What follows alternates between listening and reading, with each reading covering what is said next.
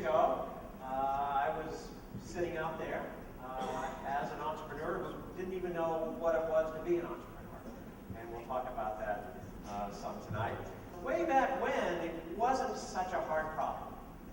You know, you had to get some web servers to deliver your site. You got some load balancers for those servers once you started getting traffic to the site. You had to get some pipe, you know, at a data center. You put them there and hook them up to the internet, and you're on your way. You know, you could have a website up. Now, as time went on, it got a little more complicated because you had to do something with your website. At first, you just had it. Then you had to be running some applications on it. Maybe you were selling something, or getting login for personal information for logging in and so forth.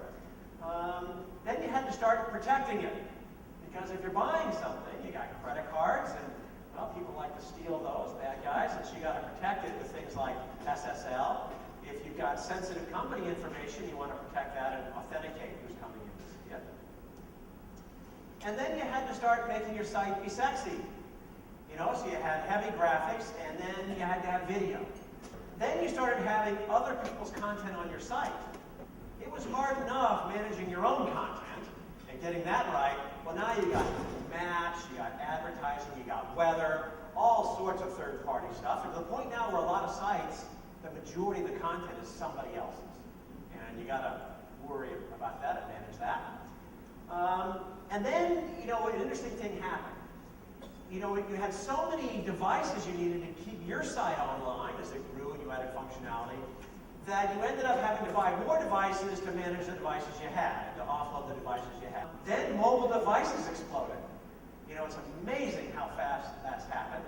And you got to have M sites and mobile apps. The notion of a website it's not a website anymore. Because increasingly it's got to be the M side of the mobile app, a whole different set of infrastructure and design for that. And you did all that, and you got to do it many times over. Because just having it in one data center doesn't cut it anymore. You've got to be geographically distributed, and you got to have hot failover.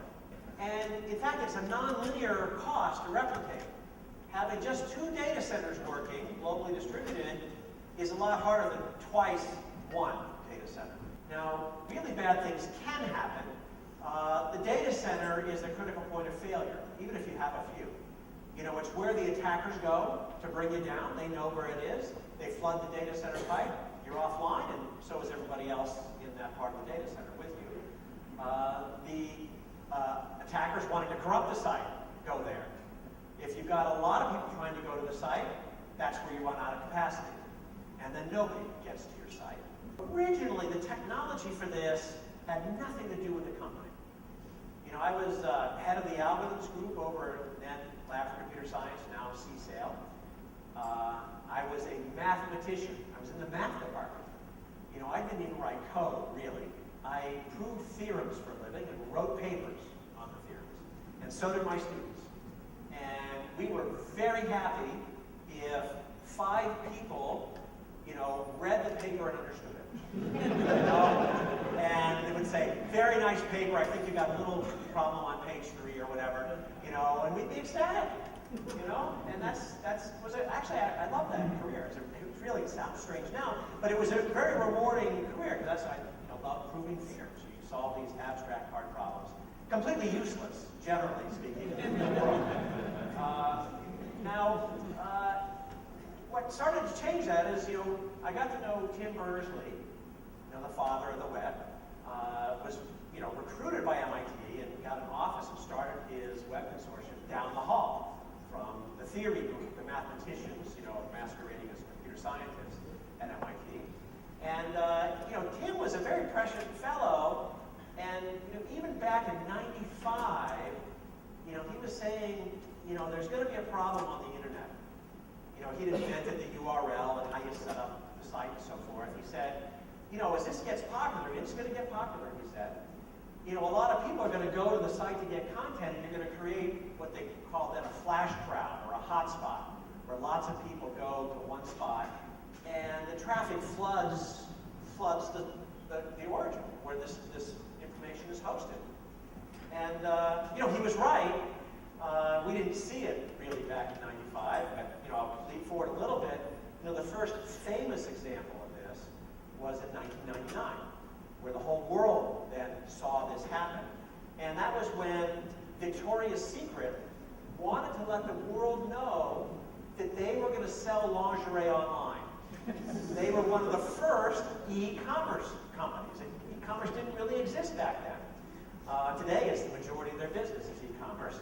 But they wanted to let people know that they had a website and you could go there and buy lingerie. So what they did is they ran an ad in the 1999 Super Bowl. And the ad showed 20 seconds of models in lingerie walking down the runway. And the ad said, if you want to see the hour-long fashion show, come to our website, www.victoriassecret.com, Tuesday night at 9 o'clock. Now, you know who's watching the Super Bowl and the state of mind they're in, about halfway through. Well, they like that idea. So Tuesday night at 9 o'clock, well, not only is the Victoria's Secret website down, Dallas was down. The whole internet was wiped out, in that part of Texas. Now, today in the Super Bowl, most of the ads drive you to the web, and they generate huge amounts of traffic. Back then, actually, they only provisioned 300 megabits a second of traffic, and that's enough for about 300 people in low quality, below TV quality of streaming. So you can imagine when, 3 million showed up, that's a lot. But Tim was a prescient guy. Now, in that case, Victoria's Secret was thrilled because the next day they got headlines in papers all across the country. Victoria's Secret crashes web. And so everybody knew about Victoria's Secret. So it was a positive then, not such a positive today. Now, we were working on technology, it was math, and proving theorems starting in 1995 about, well, how would you store content on the internet? How would you route around potential hotspots? Now, to be honest, we weren't doing this to really solve the problem. We were mathematicians. It was an interesting, challenging problem. It was a big network, and we could use our asymptotic notation. Those of you know what big O is. And we could talk about it that way without having to really, get into the concrete details of it. And it was a chance to look practical. So we could get money, government grant funding from DARPA. This started to take on a more potentially practical tone by accident. I think in the normal way of life back then, we wrote our papers, published them, we had students write theses, and we would have just done that and moved on. But Danny Lewin, who was my graduate student, did some brilliant work on this, was, having beer with his next-door neighbor named Friedrich Nijewan. Friedrich was in the Sloan School. And Danny was, sobbing because he was literally going bankrupt. He was a theoretician like me, and we weren't paid very much back then. He had mounting student loans, 2 kids in private school, and literally going bankrupt. Now, Friedrich was in the Sloan School, so he knew about the 50K competition, now 100K. And, he wanted to cheer Danny up. And he'd heard about some of Danny's work and this cool stuff about routing around congestion on the internet. He said, Danny, we got to enter the 50K competition. You can win $50,000. And Danny didn't know it wasn't really $50,000, and you couldn't really use it to pay off your student loans. But he got enthused, and when Danny got enthused, things happened. And they needed somebody with gray hair, and I had less then, but I had enough. And so the 3 of us entered the 50K. Now, we didn't do it with the idea of starting a company. We had no intention of starting a company. No clue about how to do any of it. We actually got books out of the library, literally, how to write a business plan to enter the competition. Just to give you some idea, to give you hope, the entrepreneurs out there, that you can be clueless and still be successful. I didn't know what the acronym VC stood for.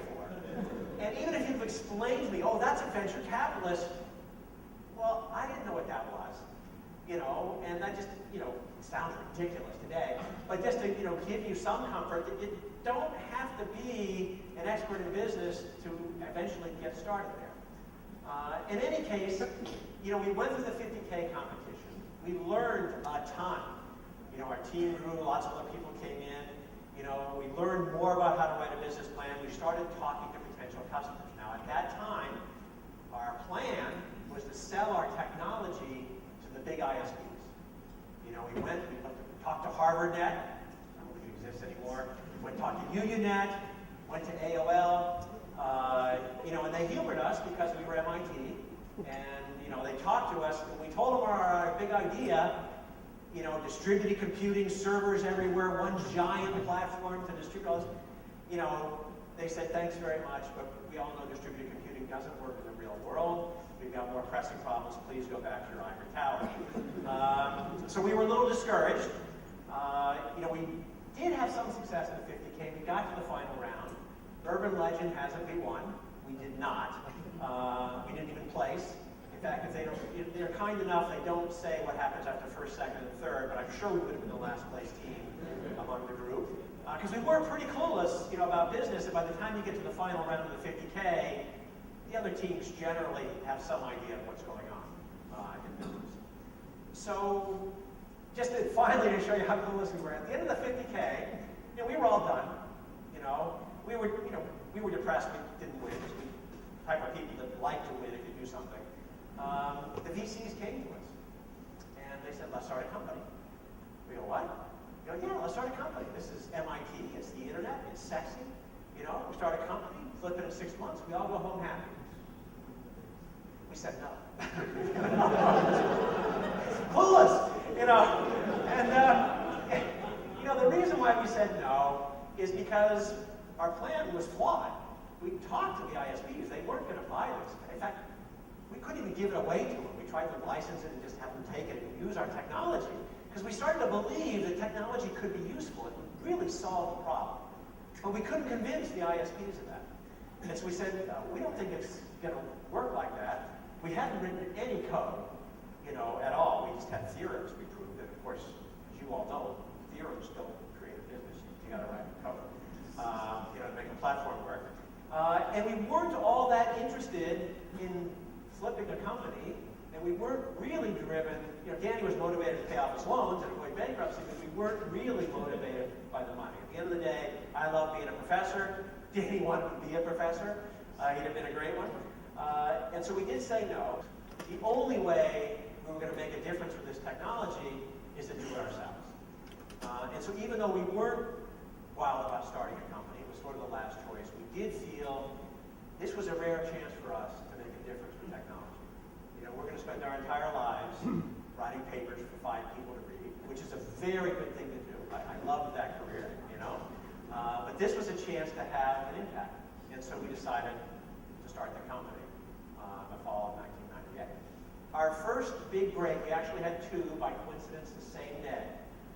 And this was the first day of March Madness in '99. And we'd gone to, our strategy was to go to the 10 biggest names on the internet, the website names. Then it was Yahoo, InfoSeek, not around anymore, but they were the who's who of the internet back in '99. And they hosted sites like ESPN.com.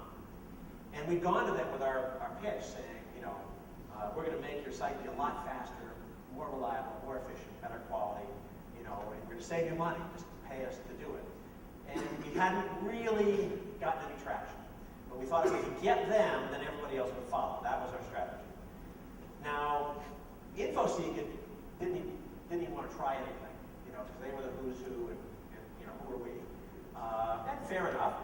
And then the morning of March Madness, we get a call from Seattle, and it's the guys at InfoSeek, and they said, you know that test you wanted us to do? All right, we want to try the test. Oh, great! You know, how do you get onto Akamai? We told them how you change the URLs, which is how we did it back then. We put a prefix in the URL point to our domain instead of theirs. And so within 15 minutes, they did that, and all of a sudden, you know, we were delivering 3,000 hits a second instead of 1 every few minutes, which was a remarkable ramp up.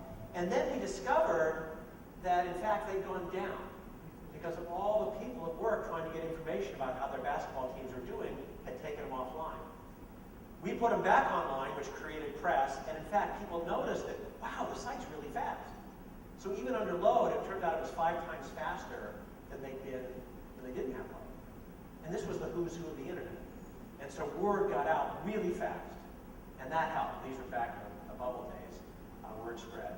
And then by coincidence, that very night, we had the other big event that put us on radar. And this had to do with the release of the Star Wars trailers. Now, back then, the Star Wars movies were big deals. Some of you old enough can remember, there's a lot of hype and anticipation built up over the Star Wars movies. And they released trailers months in advance, a 2-minute trailer to, whet the appetite. Now, Steve Jobs had purchased the rights for this trailer, the exclusive rights, because he wanted everybody to be using QuickTime. And he wanted that to be the format, the video format of the future, which sort of Flash became. But he wanted it to be QuickTime, and so it was only going to be distributed by Apple and QuickTime. Everybody had to have the QuickTime player. Now, we knew none of this, but we've been, as we went to potential customers, had gone to Entertainment Tonight online. And said, would you please try our service? They said, all right, we'll try it. We're going to get a copy of the Star Wars trailer, and it's going to go up, at 9 o'clock, or whatever the time was, on the first night of March Madness. And we want you to distribute for us. If you do a good job, we'll sign up for your service. Great, so we did it. So we get to the point where the Star Wars trailer is released. The VCs were there, the whole company's there, waiting to see if we could deliver the Star Wars trailer. It was our first video going out. And it went out great. Now, what had happened around us was Apple went down completely. All the other bootleg sites, we didn't even know they were bootleg sites. We didn't know that we were distributing from a bootleg site. They all went down. And the only way to get the trailer was through us. And somebody at CNN, a very savvy guy, noticed, wow, Apple's down, all these other sites are down.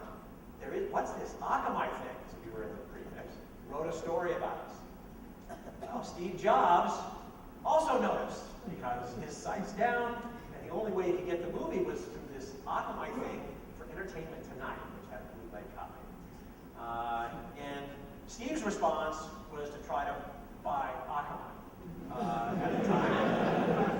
And literally on April Fool's Day, April 1st, he called up Paul Sagan, and who was our president at the time, and said he wanted to buy Akamai.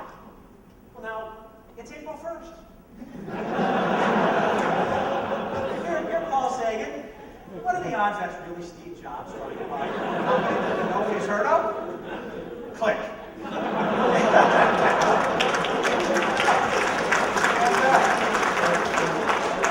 Paul comes out, and he's looking at Danny, and he goes, all right, you guys, which one of you bozos is pretending to be Steve Jobs?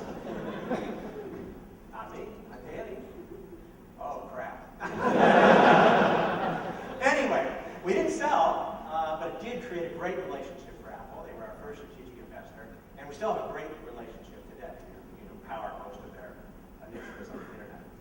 But that got us going, so we were very lucky. We got big breaks, we got press, and things just took off like wildfire because it was bubble mania. Money was falling off of trees. By the end of '99, the company was valued at $35 million. We were losing money hand over fist, had virtually no revenue. We didn't even have a budget. In fact, it was nuts. But it was the bubble. We had problems like dealing with your 20-year-old employees who are zillionaires on paper. Now, the bad news about that is by the time we figured that out, we were dealing with the same employee who is now broke and owes $20 million to the IRS because they invested and exercised the options but were trying to hold to avoid the capital gains tax, owed a fortune. The stock is worthless because it went from $350 to $35 million down to 56 cents. 700 to 1 drop's a little painful to go through. The debt holders owned the company, and it was junk debt. We really went from the top to the bottom. Everybody left us for debt, but we really believed, just as we did day one, and it wasn't about the money. It was about really building a successful company. And so we kept at it, even though our runway got down to 2 or 3 months. We used the fact that everybody thought we were dead to get out of all of our debt, and said, look, we'll give you $5 million now, and take us out of this $200 million we owe you, or you can get in line in court where you're not going to get anything but a legal bill. And that was a pretty persuasive argument back then. So usually they took the money. And that let us clean up a bunch of stuff, and we got in a better position to start growing a profitable company. And we turned profitable in 2004. And a big milestone for us was in 2010, where we got to $1 billion in revenue. And now we're working really hard. It never ends. To the entrepreneurs out there, it never really ends, you know. You keep thinking, oh, I just get to there, we'll be done. Well, no, because there's, you know, it's about the mission and making a difference, you know, and using technology to really make things better.